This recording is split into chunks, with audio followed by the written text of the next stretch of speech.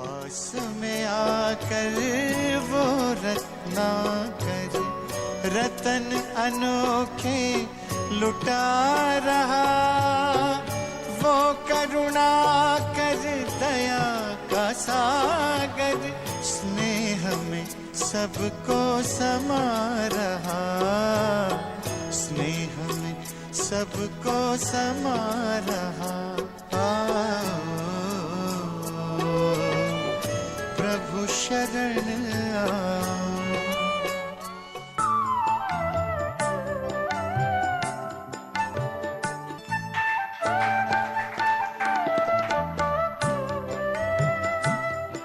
भाई साहब का परिचय अगर दिया जाए तो बहुत ही अनुभव मूर्त है कि आपने इतनी सेवाएं की है कि 25 साल से ज़्यादा आपने कॉरपोरेट ट्रेनर के रूप में बाबा की विशेष सेवाएं की है।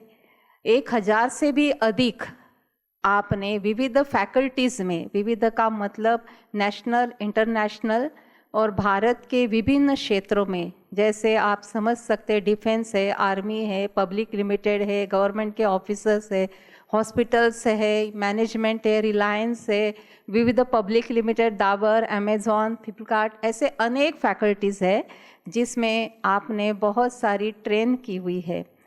वैसे आपने विविध प्रकार के बाबा का ज्ञान इतनी सहजता से सबके दिलों में बिठाया है, जहाँ जैसी जिसकी आवश्यकता हो।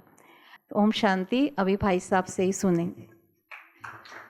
ओम शांति। सभी बहुत प्यार से कहें ओम शांति। मुस्कुराकर कहिए। आज थोड़ा सा भक्ति और ज्ञान को थोड़ा सा समझने का प्रयास करते हैं, ठीक है? और मैं चाहूँगा कि आप भी विचार करें, ठीक है?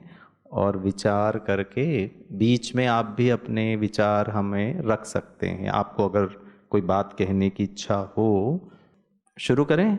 आप भी प्रश्न पूछ सकते हैं और मैं भी कोशिश करूँगा जवाब देने का। पहला प्रश्न, हम सब बाबा के बच्चे यहाँ बैठे हैं, हमारा लक्ष्य क्या है?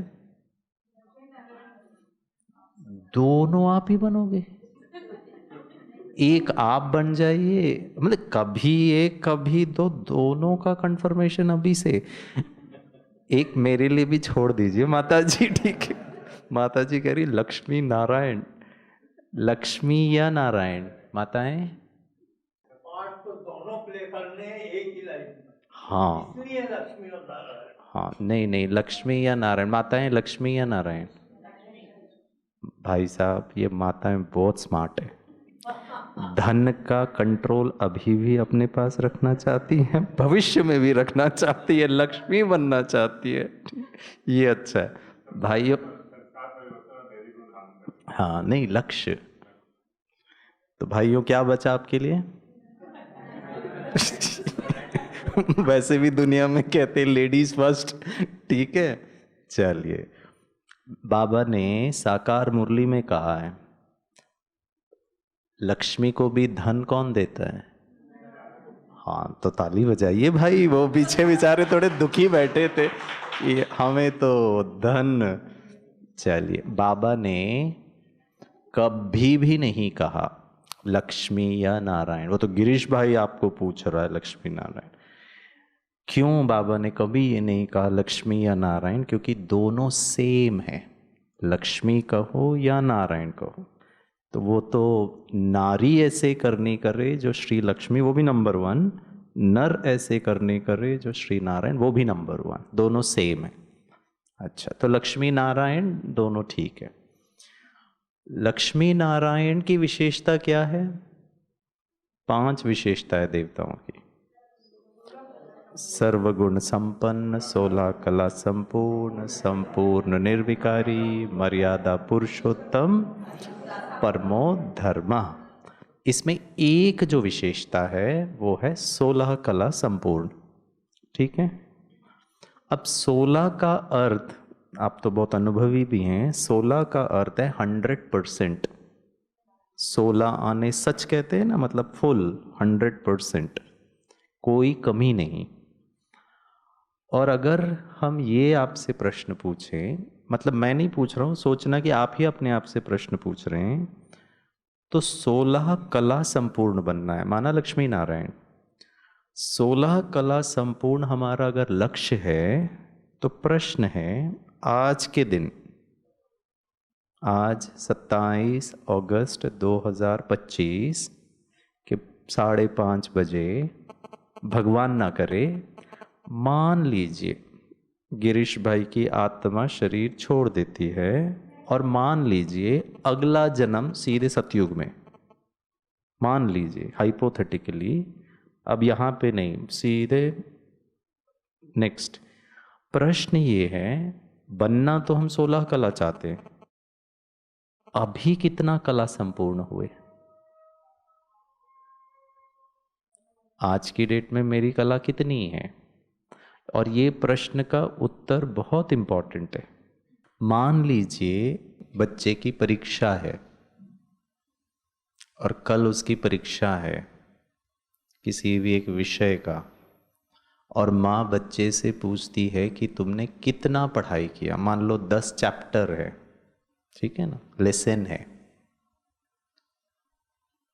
तो बच्चे को ये उत्तर आना चाहिए क्या कि हाँ मम्मी मैंने 9 कंप्लीट कर लिया है, 1 बचा है, या 5 कंप्लीट कर लिया है, 5 बचा है, या 1 ही मैंने पढ़ाई किया है, अभी 9 बचा है। तो शायद अगर उसने 9 पढ़ लिया है, 1 चैप्टर बचा है, तो थोड़ा रिलैक्स होगा, ठीक है सारा दिन है, 1 पढ़ना है, वो तो कर लूँगा।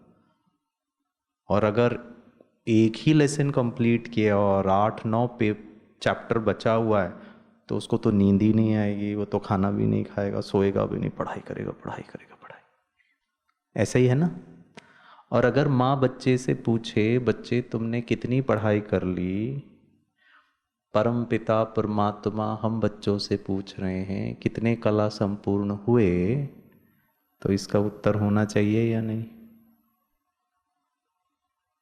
8 कला कंप्लीट, 10 कला, 12 कला, 14.5 कला, 11.25 कला, 16 कला।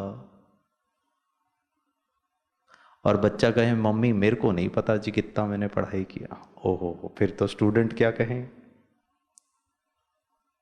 और उदाहरण देता हूं, तो पुरुषार्थ की गति, अगर 1 ही पढ़ा है, अभी 9 बचा हुआ है, कल अब तक पेपर है, तो उसकी तो नींद ही उड़ जाएगी। तो पुरुषार्थ तीव्र, वो उस पर निर्भर करता है कि आज मेरी वर्तमान स्थिति कैसी। मान लो गिरीश भाई कल शरीर छोड़ने वाले हैं और सतयुग में जाने वाले, तो मेरे पास 1 ही दिन बचा है जी अभी। तो लक्ष्य तो 16 कला है, अभी कितना है, तो वो फिर दोनों के गैप के हिसाब से मैं फिर। अच्छा, मान लीजिए मेरी तबीयत खराब हो जाती है, 3 कंडीशन बताता हूं। एक कंडीशन है कि मेरा जो टेम्परेचर है, शरीर का टेम्परेचर है 103 डिग्री, दूसरा 100 डिग्री, तीसरा 99 डिग्री। तीनों में डॉक्टर एक ही प्रकार का ट्रीटमेंट करेगा क्या?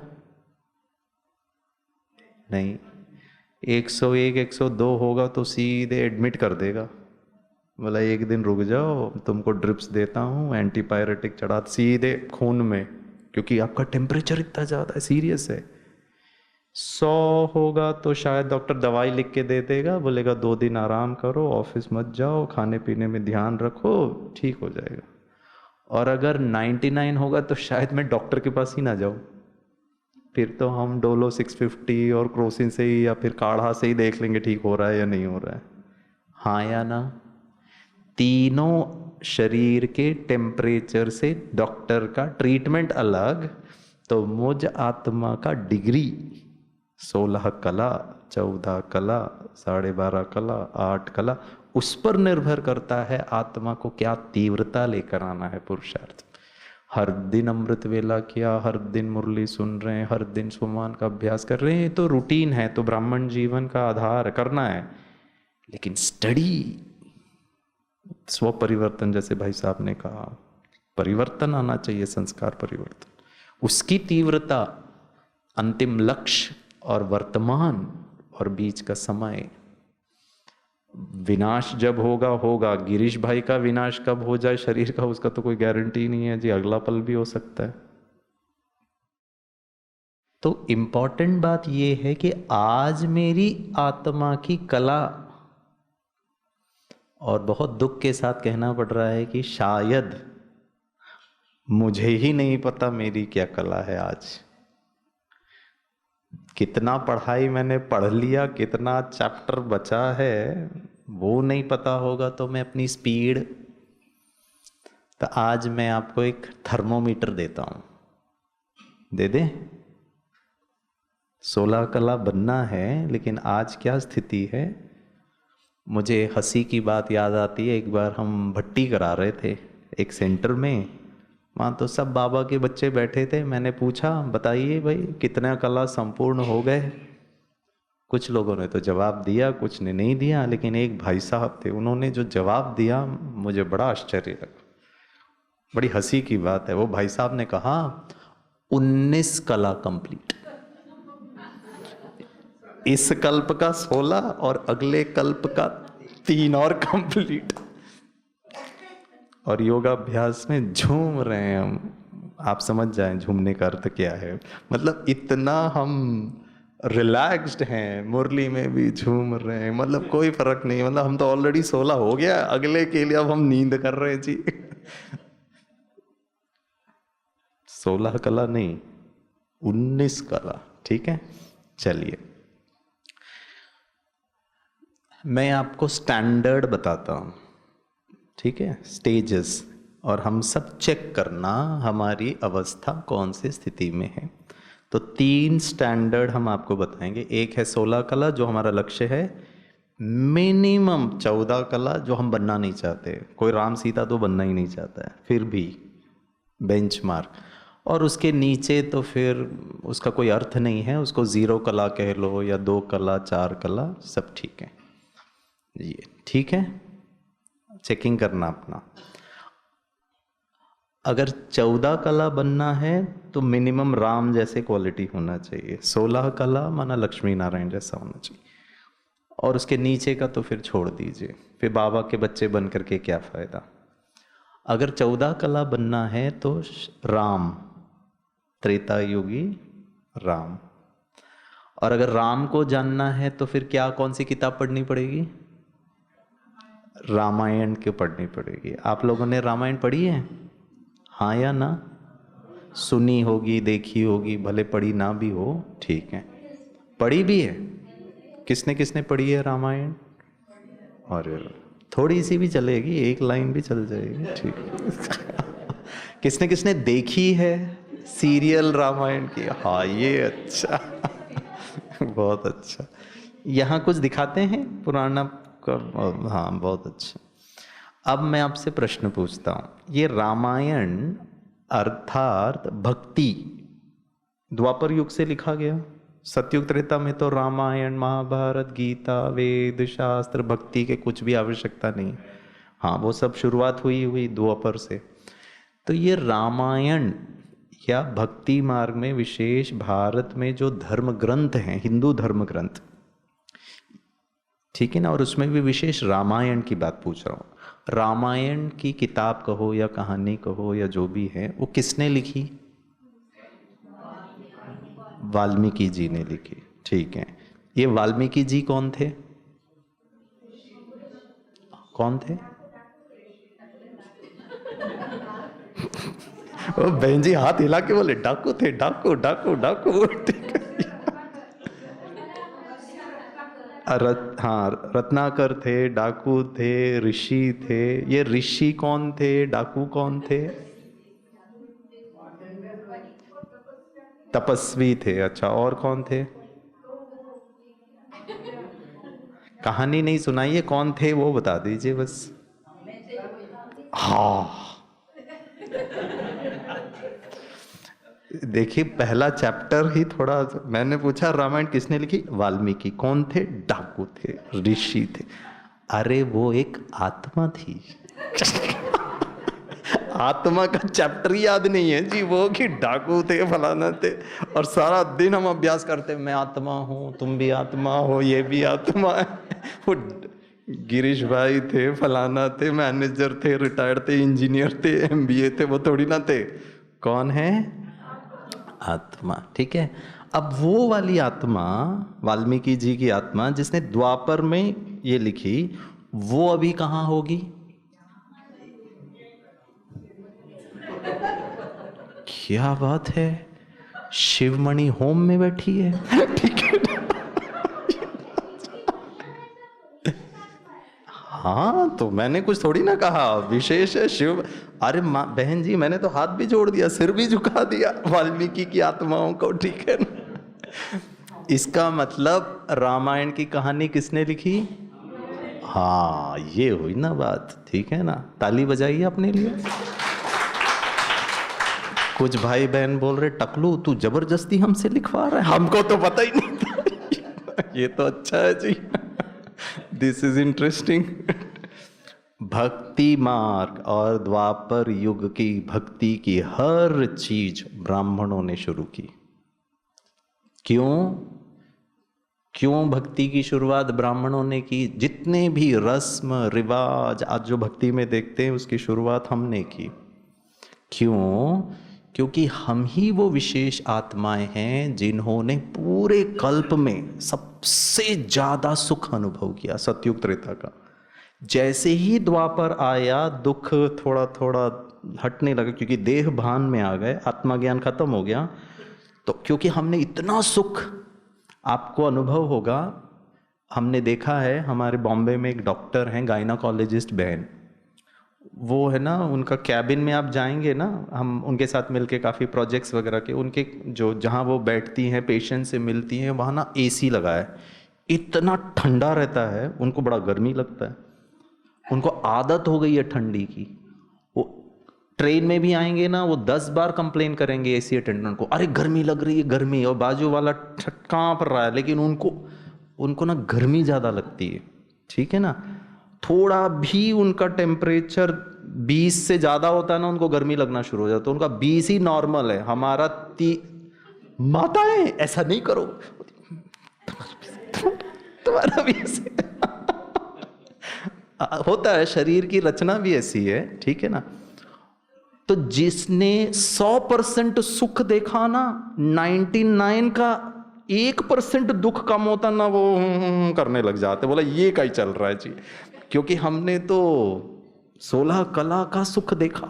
द्वापर में जैसे ही देह बान आया, थोड़ा भी दुख हुआ ना, हम मचलाने लगे। हमने कहा नहीं भैया, हमको तो वैसे ही वाला सुख चाहिए जो 21 जन्म हमने सुख टेस्ट किया था।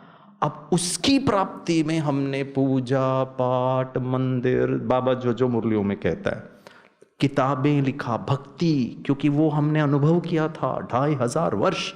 ये थोड़ा भी हमको दुख ना भा नहीं रहा था। और उसमें क्या लिखा? भक्ति में क्या लिखा? भक्ति में वही बातें लिखी जिससे वापस हमको सुख की प्राप्ति हो, क्योंकि हमने वैसा अनुभव करके आए थे। वो नहीं हो पाया, वो अलग बात है, ड्रामा अनुसार हम गिरते चले गए, लेकिन प्रयास तो वही सुख को प्राप्त करने का था। और उसमें भी भक्ति में जो बातें लिखी, वो सब संगम युग की बातें लिखी, क्योंकि संगम युग में जो हमने पुरुषार्थ किया, उससे हमको 2500 वर्ष का सुख मिला। फिर देहभान आया, दुख होने लगा, तो थोड़ी बहुत स्मृतियां थी संगम युग की, उसी को थोड़ा थोड़ा लिख, बाकी सब मसाला ऐड कर दिया, असली बात तो रह गई। बाबा कहता है, बच्चे गीता का भगवान श्री कृष्ण नहीं, मैं हूं, ये कौन सिद्ध करके बताओ? आप बच्चे सिद्ध करो, क्योंकि गड़बड़ किसने किया? हाँ ये ठीक। कुछ माताएं बोल रही आपने किया, अरे मैंने नहीं किया। ठीक है, हमने किया। बोले माताएं बहुत स्मार्ट है, ठीक है ना? बोला आपने किया, अरे सारा गलती मैंने किया। ये तो इंटरेस्टिंग है जी। माताएं बहुत भोली वाली हैं, ठीक है ना? चलिए, तो गलती हमने की, तो फिर सुधार किसको करना है? हमें ही करना है। आपको मैं गीता का एक थोड़ा, क्योंकि आज तो गणपति है ना, थोड़ा भक्ति। गीता में भाइयों और बहनों 700 श्लोक है, उसमें 574 श्लोक भगवानुवाच है और 574 श्लोक में अर्जुन को बता रहा है भाई युद्ध करो। एक भी श्लोक में वहां पे उनके अनुसार कृष्ण वासुदेव अर्जुन को, पार्थ को, एक भी 574 श्लोक में एक श्लोक में नहीं कहा तुम्हारा दुश्मन दुर्योधन है, तुम्हारा दुश्मन दुशासन है, तुम्हारा दुश्मन शकुनी है, तुम्हारा दुश्मन कौरव है। मैक्सिमम जगह पर अर्जुन को कहा, वो भी चैप्टर नंबर 6 में कहा, तुम्हारा 2 मेजर दुश्मन काम और क्रोध। अब देखो गीता भी किसने लिखी, वहां वाली गीता भी हमने ही लिखी। असली गीता तो अभी चल रही है, जो निराकार परमात्मा इस आत्मा रूपी अर्जुन को बैठ के सिखा रहा, पार्थ युद्ध कर, सुबह सुबह अमृत वेले आलस्य युद्ध कर। किसी ने कुछ ऊपर नीचे कह दिया, क्रोध आ रहा, शांति, युद्ध कर क्रोध से। दुर्योधन तो, और भक्ति मार्ग वाले अभी तक नहीं समझ पा रहे हैं उसका जो भाव है। हम भी नहीं समझ पा रहे थे, हम भी गीता ही रट रहे थे, हमको भी नहीं समझ में आया कि भाई हमारा, मैं आत्मा अर्जुन और मेरा दुश्मन कौन। अच्छा, ये जो गीता है इसके 18 अध्याय हैं। 18 अध्याय का नाम योग योग योग योग योग योग योग, सांख्य योग, भक्ति योग, फलाना योग, और हर चैप्टर का अंत योग शास्त्र से खत्म होता है।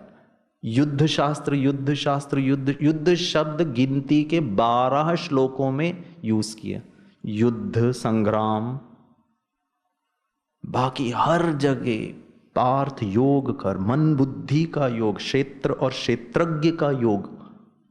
एक्चुअली देखा जाए तो वो गीता ज्ञान को भी हम बाबा के ज्ञान के दृष्टिकोण से अगर देखें ना, तो समझ में आता है कि वहां क्या लिखा और बाबा क्या सुना और उसमें कितना मैचिंग है। तो भक्ति मार्ग में जितनी भी हमने बातें लिखी, संगम युग की बातें थी ताकि हम वापस सतयुग का सुख प्राप्त करें, लेकिन फिर गड़बड़ हो गया। ठीक है, तो रामायण की कहानी की, हाँ, महान है आप। मैं तो सिर्फ सुनाने वाला हूं, लिखने वाले तो सब आप ही हैं। ठीक है ना। चलिए, शिव मणिया की मणियों ने लिखी है। ठीक है, मैं उसकी बातें थोड़ी सुना देता हूं।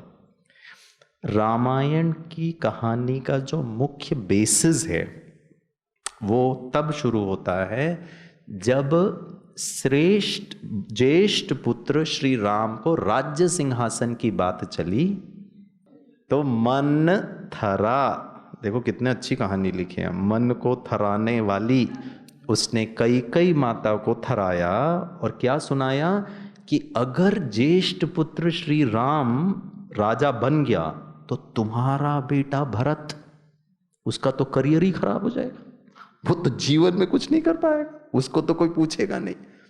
और ऐसा लिखा है रामायण में कि राम को जन्म देने वाली मां कौशल्या, उससे ज्यादा प्यार राम को कौन करती थी?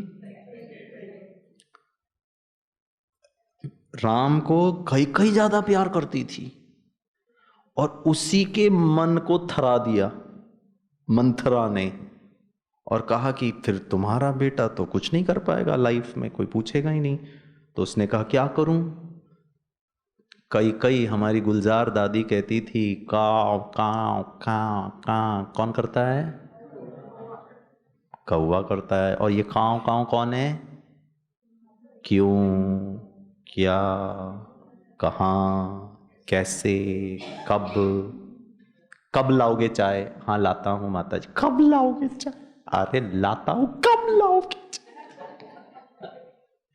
आपके बारे में नहीं कह रहा हूं, आप तो बहुत अच्छे 16 कला संपूर्ण। ठीक है,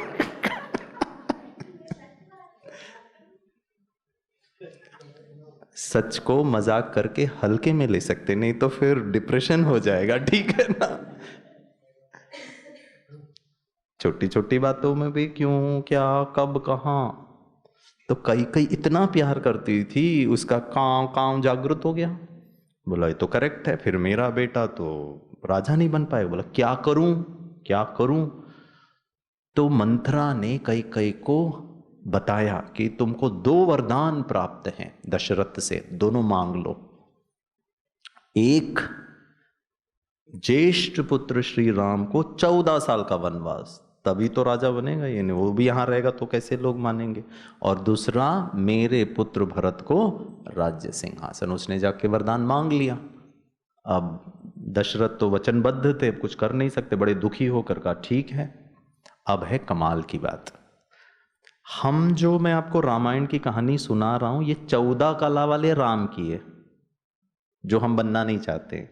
हम तो लक्ष्मी नारायण बनना चाहते थी, 2 कला और 14 कला वाला राम चंद्रवंशी। हम तो सूर्यवंशी बनना चाहते हैं, राम को हमेशा चंद्रवंशी कहा है। दशरथ नंदन अयोध्या का होने वाला नरेश, उसकी बात कर रहा हूं, द्वापर युग वाले नरेश की बात कर रहा हूं। जब ये राम को, हाँ हमारे लिए त्रेता, उनके लिए द्वापर, ठीक है, मतलब लिखा हमने द्वापर में। तो जब उनको पता चला ये बात, अब है कमाल की बात, बहुत ध्यान से सुनिएगा। राम को पता चला कि अब मुझे क्या कहा गया है, 14 साल वनवास। सुना, राम वाले कैरेक्टर ने सुना, 14 कला वाले पर्सनालिटी ने सुना, समझा। ऐसे लिखा है आप लोगों ने, ये करने से वापस सुख की प्राप्ति होगी।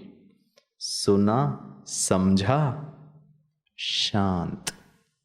कई कई माता के पास आके दुनिया वालों का प्रभु श्री राम हाथ जोड़ के कहता है, जी माते, एक प्रश्न नहीं पूछा, एक संकल्प नहीं क्रिएट किया, जाता हूं।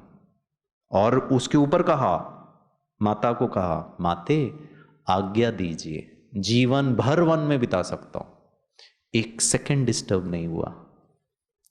अब मैं आपसे प्रश्न पूछता हूं, उत्तर अपने आप को दीजिए, मुझे मत दीजिए। पिछले 24 घंटे में कितने बार डिस्टर्ब हुए?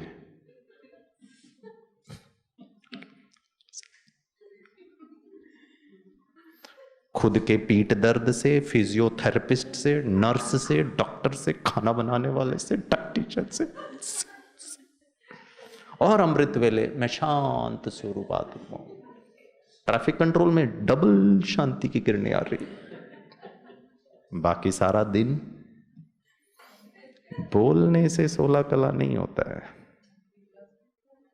संकल्प में भी, बाबा तो कहता है कर्मेंद्रियों में भी नहीं आना चाहिए संकल्प तो।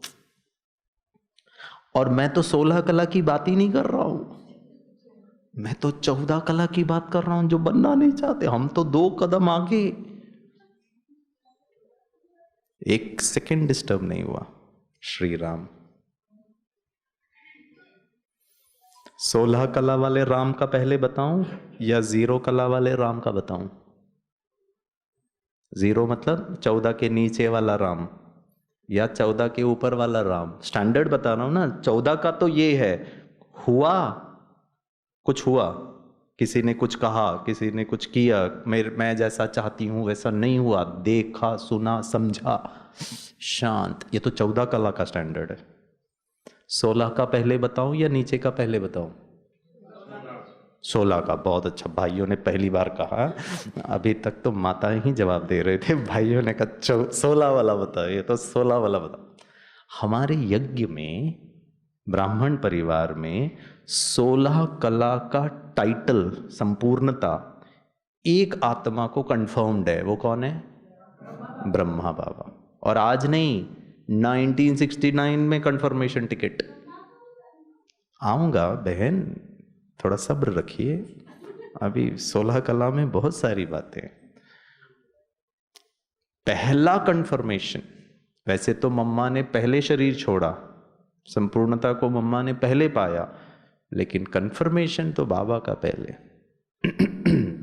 ऐसी ही एक आत्मा है जिसने दूसरा शरीर नहीं लिया। मम्मा ने तो दूसरा जन्म ले लिया, लेकिन बाबा को दूसरा शरीर नहीं, अव्यक्त रूप से अभी भी पाठ और सेवा।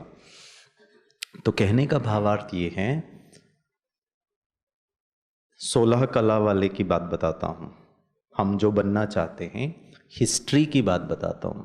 जब पाकिस्तान सिंध में दादा लेखराज के तन में शिव बाबा आते थे और उनके मुख से मुरली सुनाते थे, और आपने तो हिस्ट्री की बहुत सारी बातें सुनी होंगी।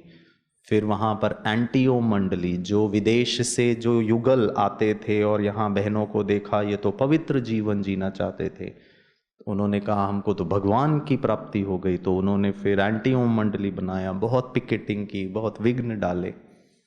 तो ये जो एंटियो मंडली वाले थे, उनकी जो टीम थी, और बाबा को ओम मंडली कहते थे। क्यों? क्योंकि उस समय ओम की ध्वनि लगाते थे।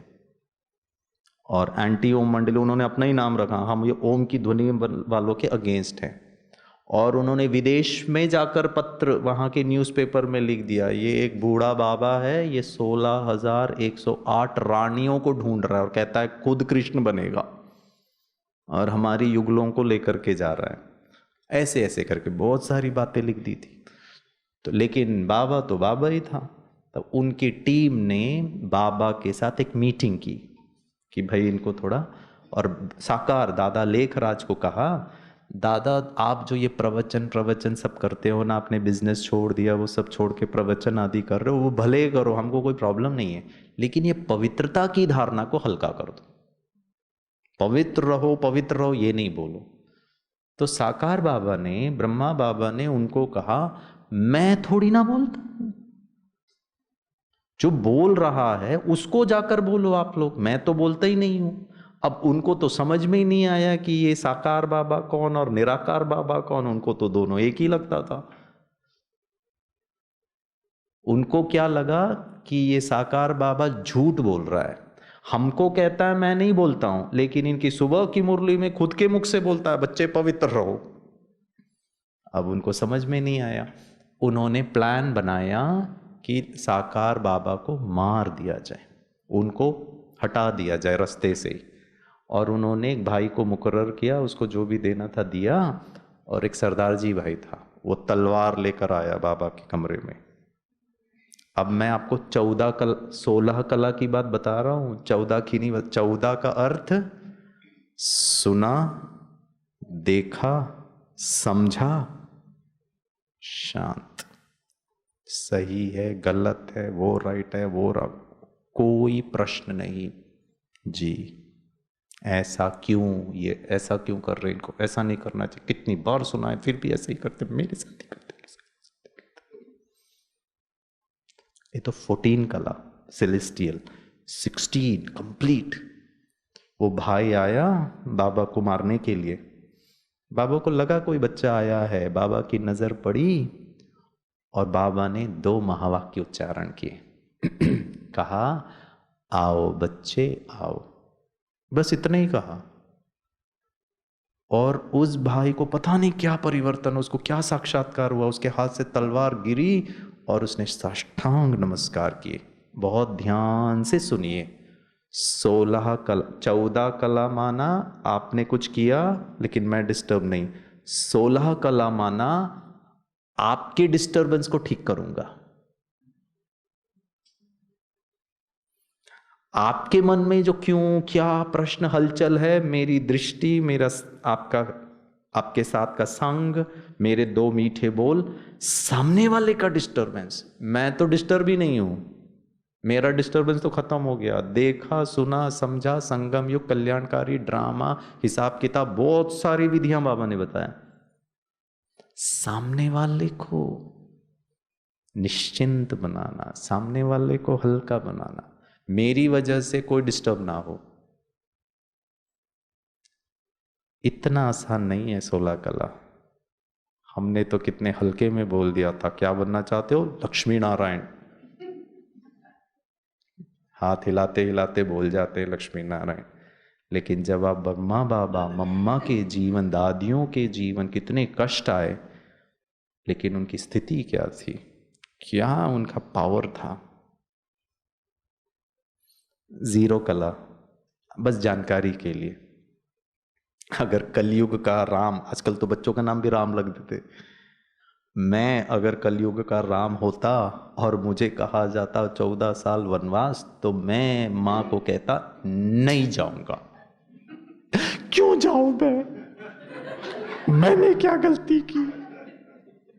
जितना प्यार आपने किया था तो मैंने भी किया ना। सारी दुनिया ही उल्टी है।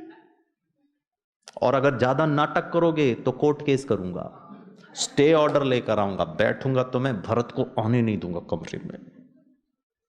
आज सारी दुनिया की ये स्थिति है। दुख भी है, आवेश भी है, क्रोध भी है, हेल्पलेसनेस भी है, होपलेसनेस भी है, और अंदर ही अंदर 16 कला 14 कला। अपने आप को चेक करें, मुझे नहीं बताइएगा। गिरीश भाई को चेक करता है। कमाल की बात राम की नहीं थी।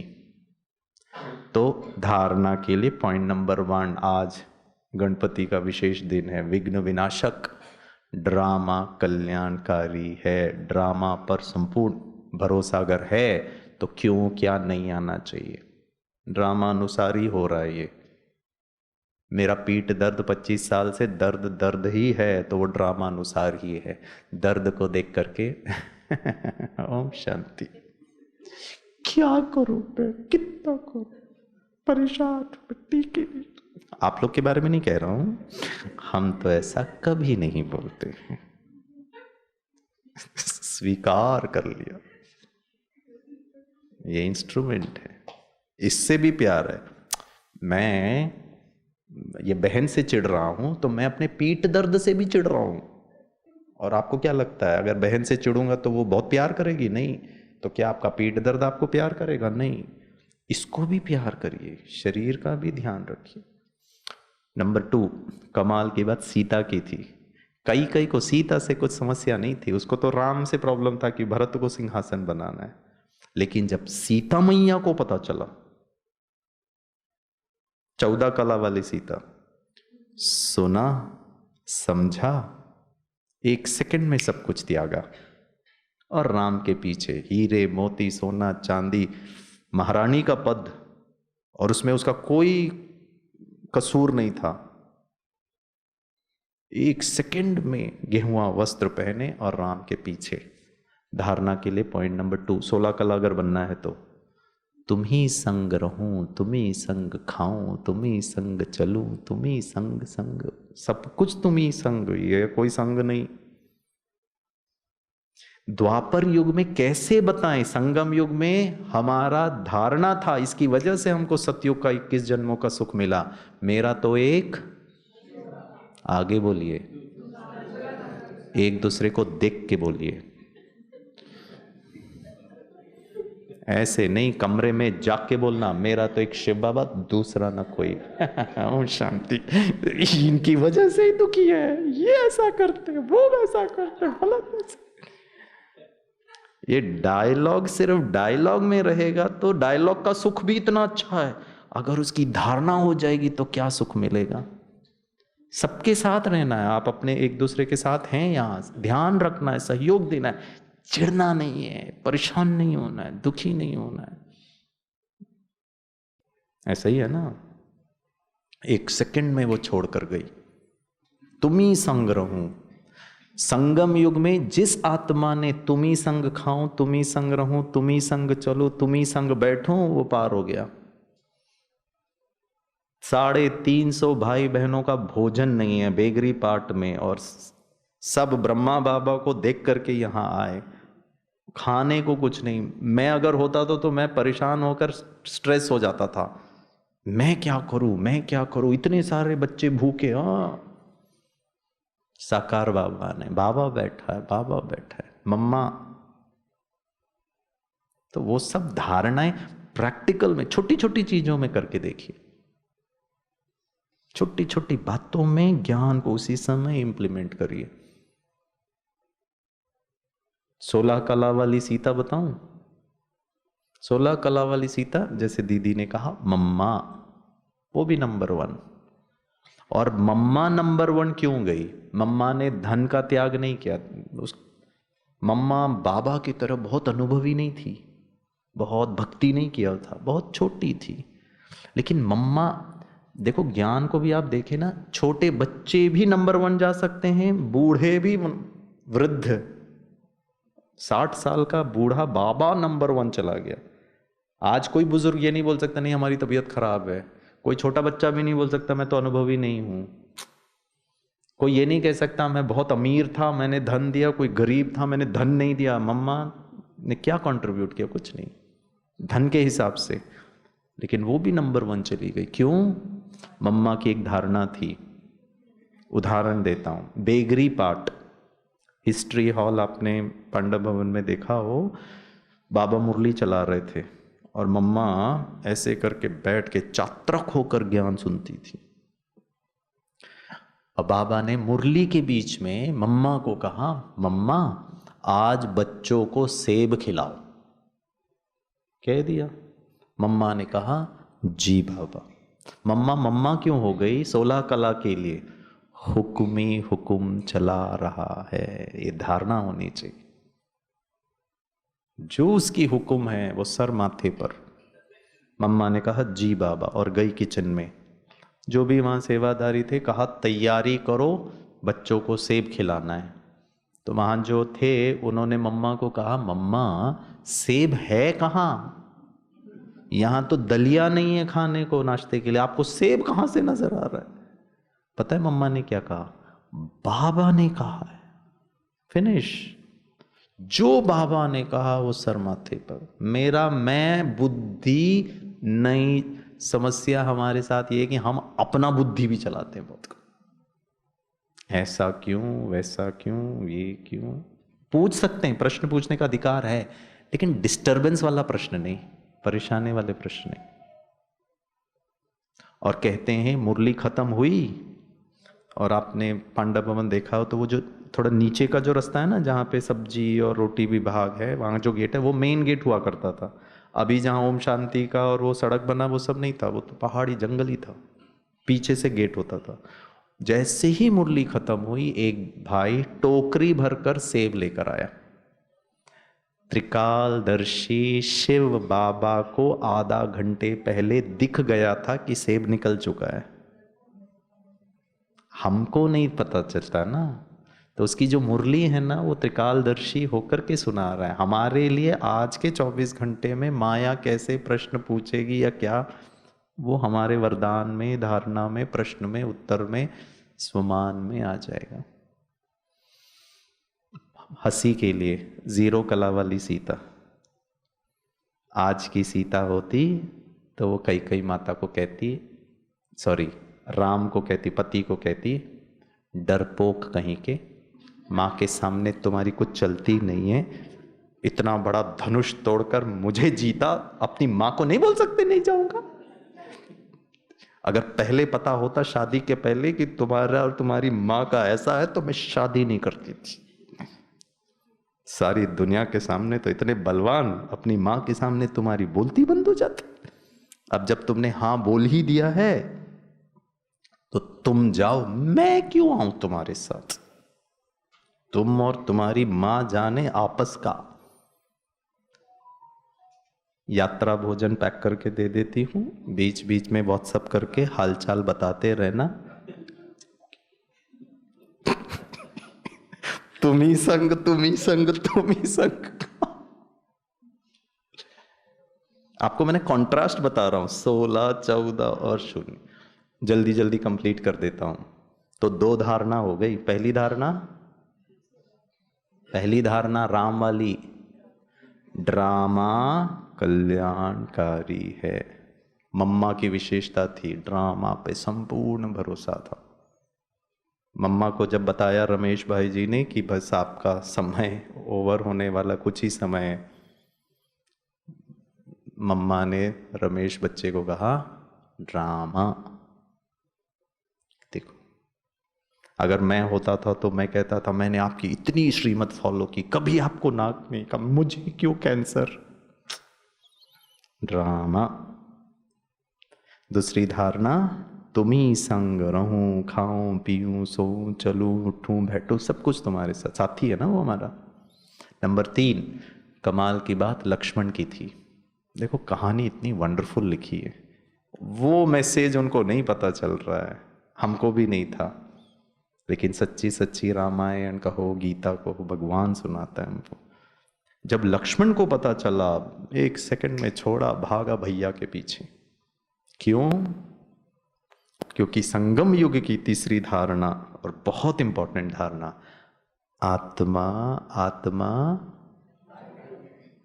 कैसे बताएंगे द्वापर युग में कि भाई भाई का संबंध?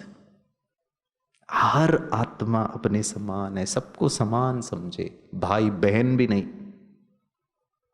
अगर मैं किसी पर क्रोध करूं तो उनको कितना बुरा लगेगा, अगर वो मेरे पे क्रोध करेंगे तो मुझे बुरा लगेगा, दोनों को बुरा लगता है, तो मैं क्यों करूं क्रोध?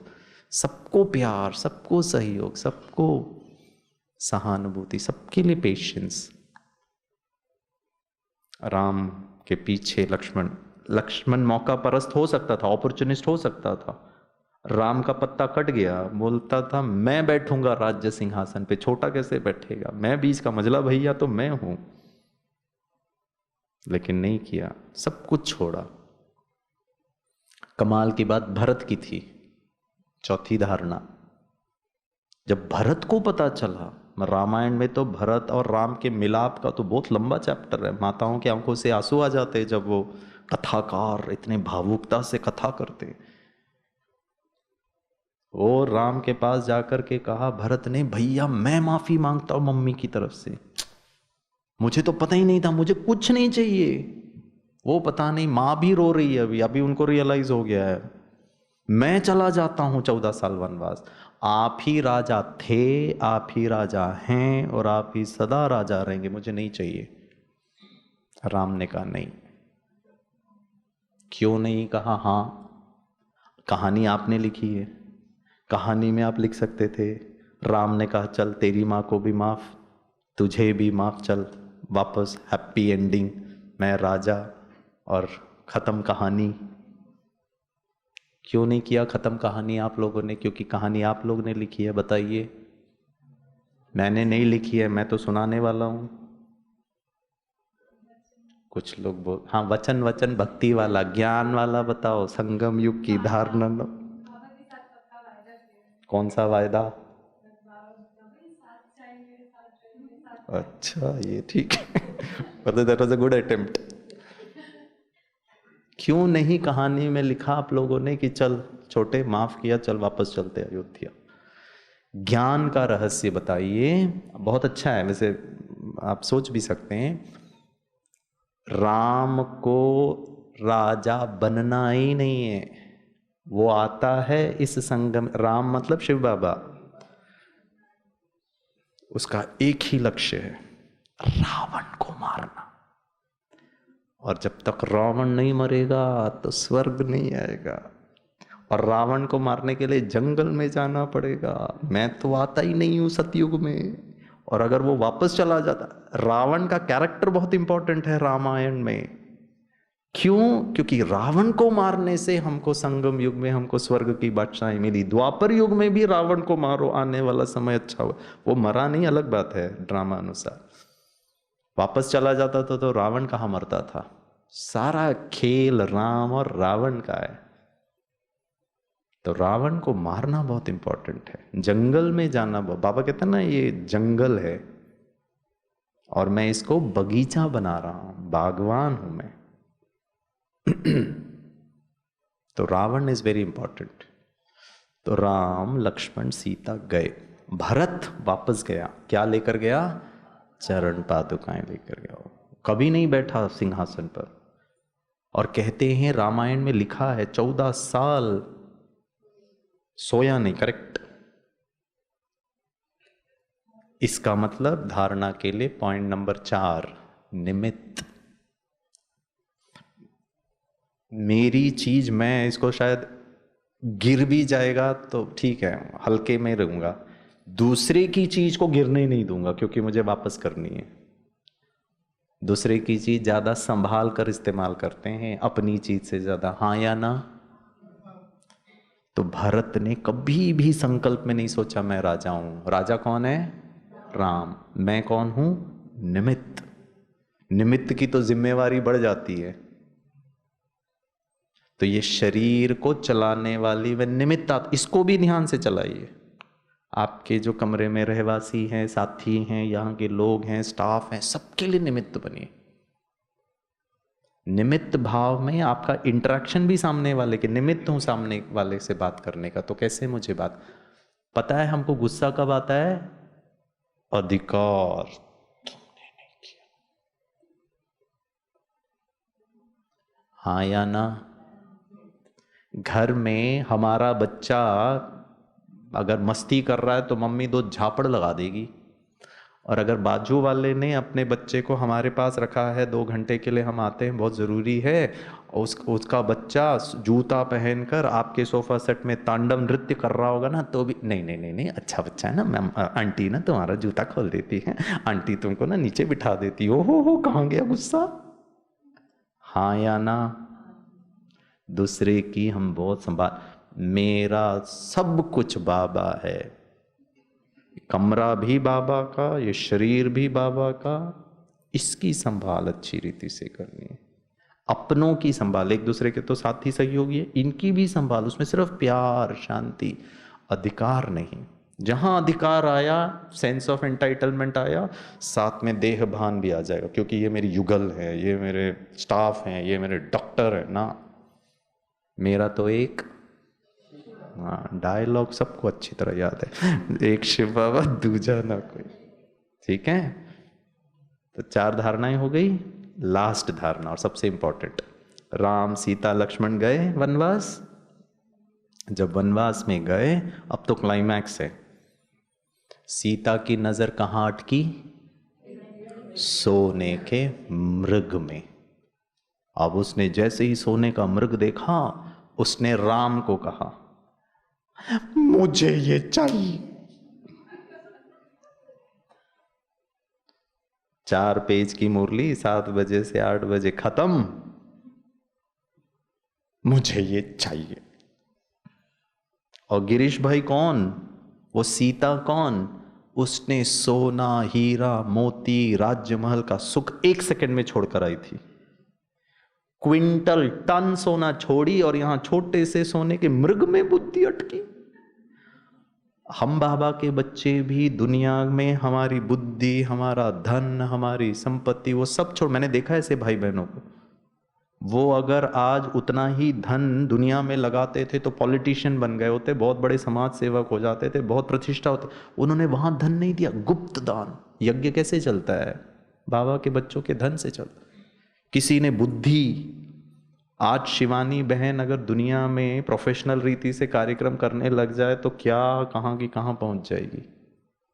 लेकिन सब बाबा के कार्य में निस्वार्थ भाव से, किसी ने बुद्धि लगाया, किसी ने तन लगाया, किसी ने धन लगाया, किसी ने क्या कुछ, तब तो यज्ञ चलता है ना। तो हम सब ने इतना धन लगाकर यहां आए, अब जंगल में, अब इसको स्वर्ग बनाने, यहां आकर के मुझे ये चाहिए, मुझे कैंडल लाइटिंग में आके नहीं रखा, मुझे बाप दादा के लिए कुर्सी सोफा नहीं मिला, मुझे अकोमोडेशन नहीं, मुझे पूछा नहीं इसने। हेलो, क्या छोड़ के आए थे? क्विंटल टन सोना छोड़ के यार, अब क्या चाहिए? कितनी सुंदर कहानी लिखी है रामायण है ना। यज्ञ के अंदर चलने वाली अच्छी मोटी ऊपर नीचे सब कुछ है, मसाला ही है पूरा। तो श्री राम ने सीता मैया को कहा, माते श्री ये माया है, चाहिए। क्या है जी माया? कैसे बताएंगे द्वापर युग में कि माया में ना फंसो? तो उसका एक चित्रीकरण है, इट्स अ गोल्डन डियर। बाबा हमको 4 पेज की मुरली में कहता, बच्चे ये माया है, ये माया है, ये माया है, माया जीत बनो। सीता मैया ने कहा चाहिए मुझे, लेकिन हो गया कल्याण। अब राम गए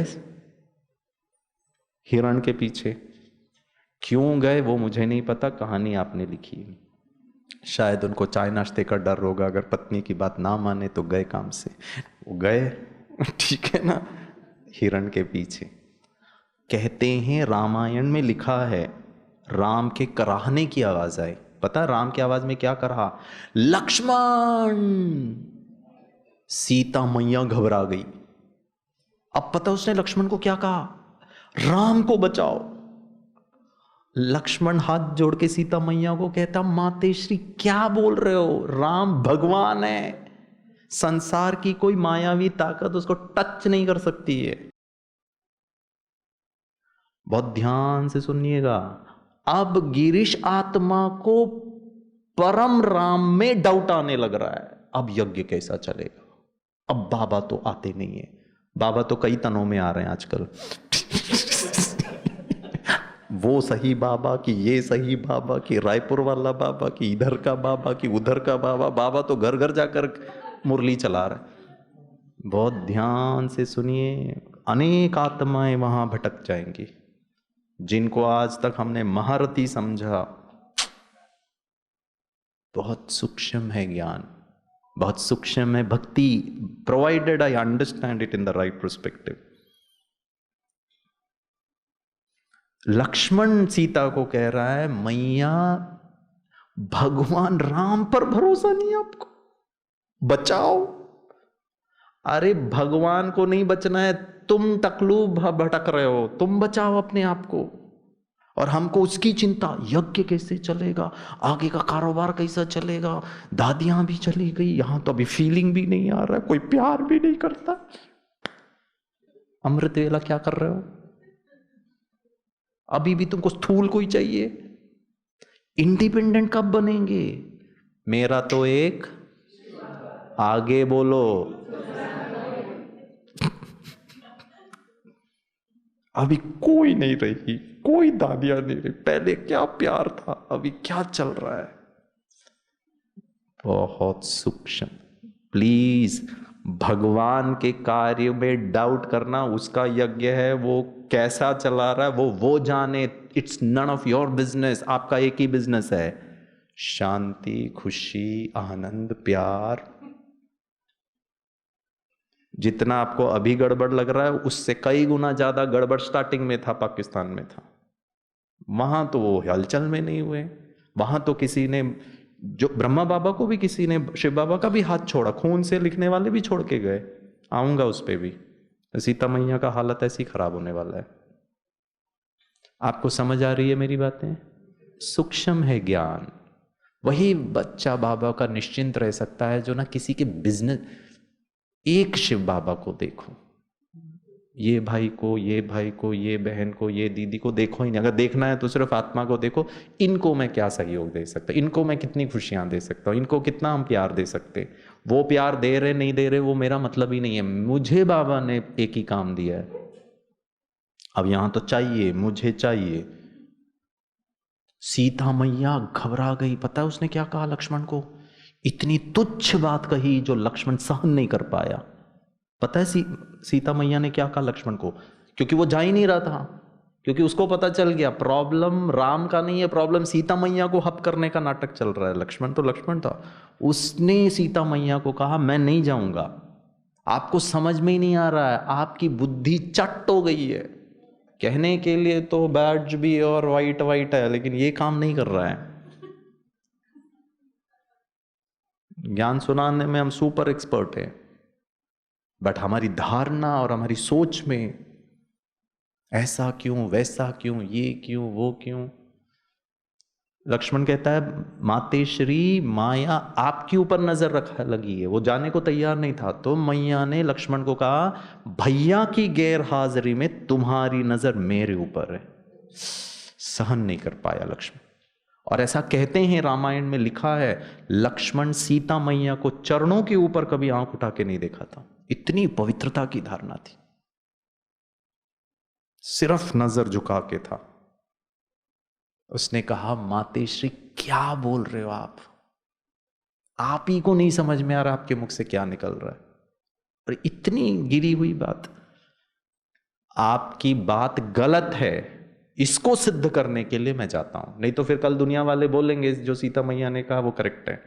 लेकिन एक बात का ध्यान रखिएगा, मैं एक लक्ष्मण रेखा खींच के जाता हूं, इसका उल्लंघन ना करें। वो सब मैं संभाल लूंगी, भैया को बचाऊंगा। ओम शांति।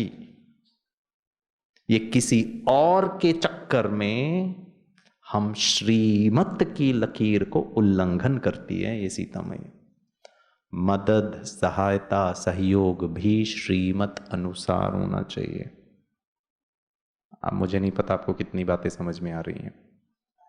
लक्ष्मण जाता है लक्ष्मण रेखा खींच के, अब सीता मैया की बातों को प्रूव करने के लिए जो आपने कहा वो गलत है। फिर आता है बहुरूपी रावण।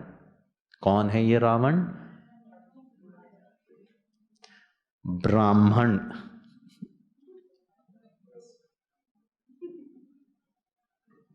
ये बाहर वाला कोई नहीं आएगा, आने वाला अंतिम परीक्षा यहीं से आने वाले। ब्राह्मण 10 सिर वाला। गिरीश भाई का एक ही सिर, वो ऐसी ज्ञान की पॉइंट, ऐसा तर्क, ऐसा हिस्ट्री, ऐसा ये हमको लगेगा शिव बाबा से भी ज्यादा इन्हीं के तन में भगवान। आपको फील कराएगा कि ऐसा ही परमात्मा का अवतरण हमको फील, क्योंकि 10 सिर है ना उसका। भेष बदल करके लंकापति, शिव भक्त, शिव का भक्त था वो, शिव का भक्त था वो रावण। और वो भेष बदल करके, लेकिन एक चीज का प्रोटेक्शन है हमें, कोई भी मायावी ताकत लक्ष्मण रेखा क्रॉस करके नहीं आती है, हम उधर जाते हैं।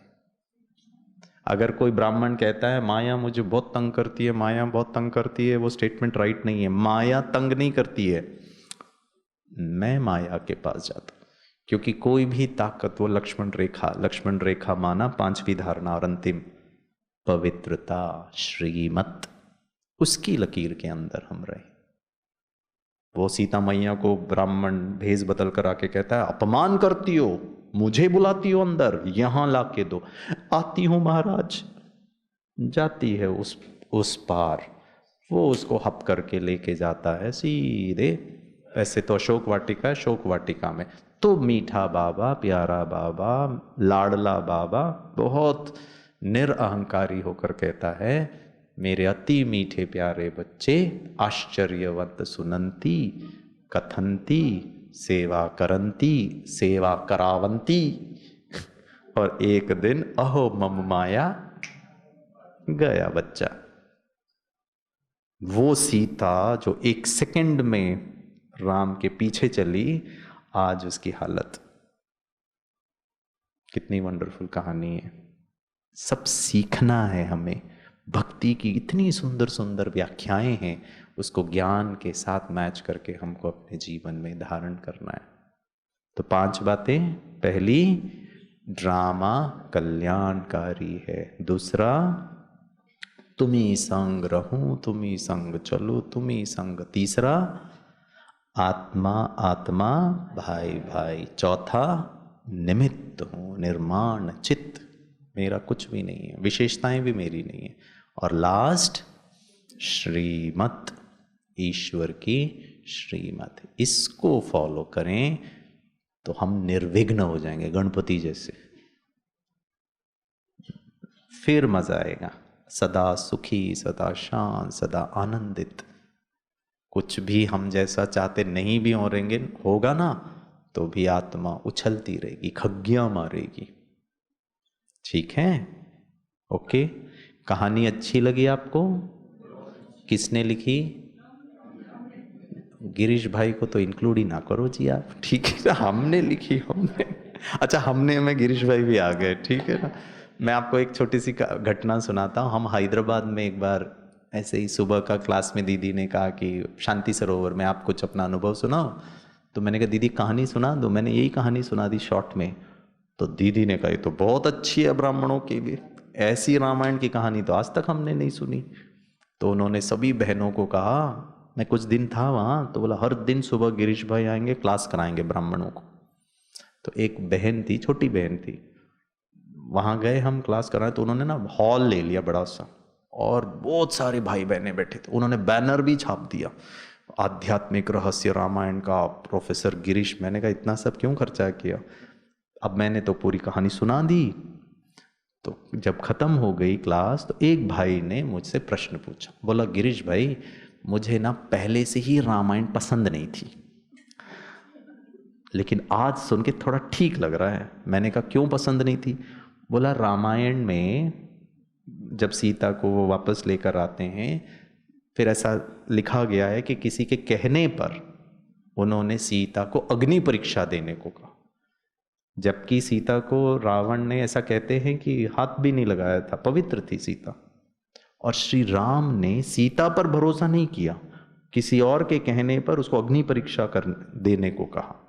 इसीलिए मुझे ना पसंद नहीं है रामायण। उस जमाने से ही महिलाओं पर बहुत अत्याचार होते।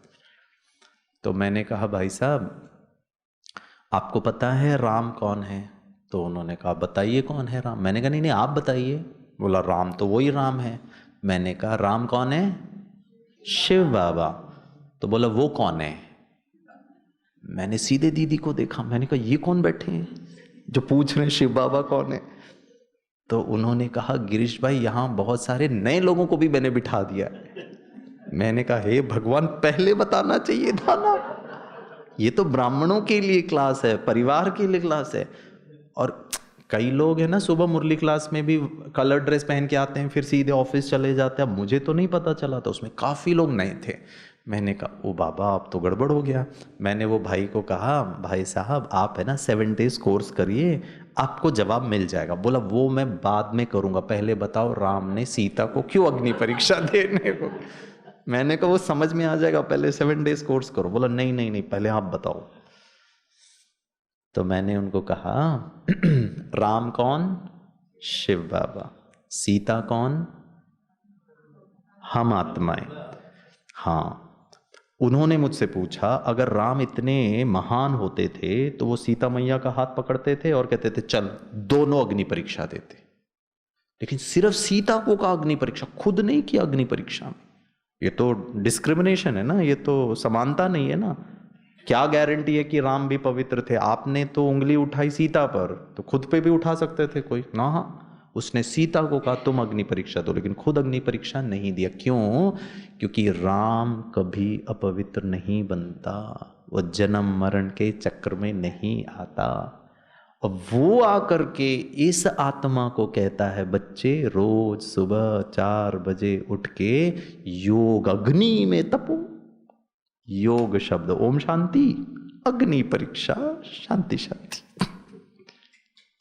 हाँ ताली बजाइए जोर से एक बार।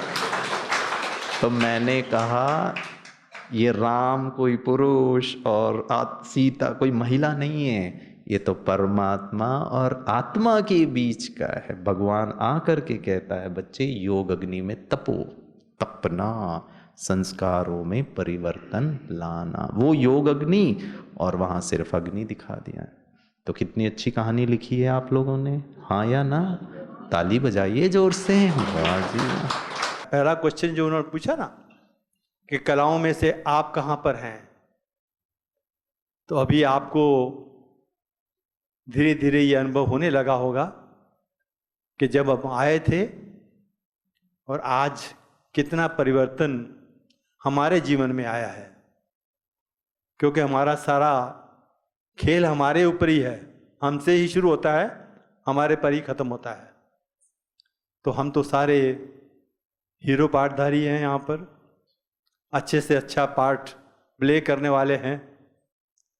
और उसके लिए आज ये अवसर मिला, तो मैं सब भाई बहनों की तरफ से भाई साहब का बहुत बहुत धन्यवाद करता हूँ।